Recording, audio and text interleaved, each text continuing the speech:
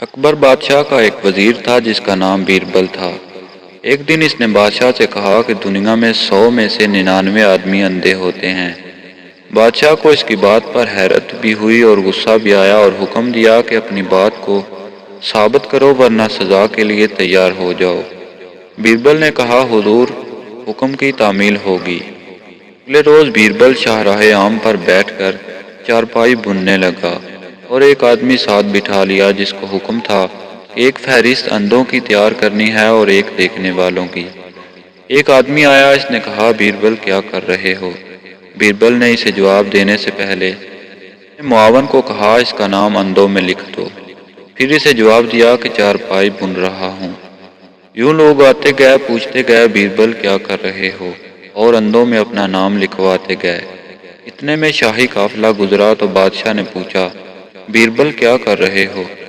بیربل کے معاون نے بادشاہ کا نام بھی اندھوں میں لکھ دیا۔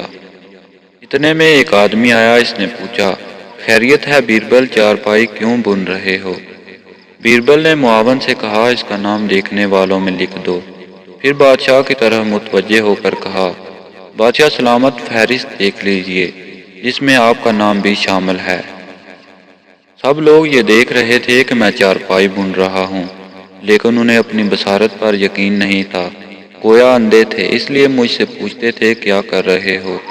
صرف ایک شخص آیا جس نے اپنی بصارت پر یقین تھا، اس نے مجھ سے تصدیق نہیں چاہی بلکہ چارپائی بننے کی وجہ دریافت۔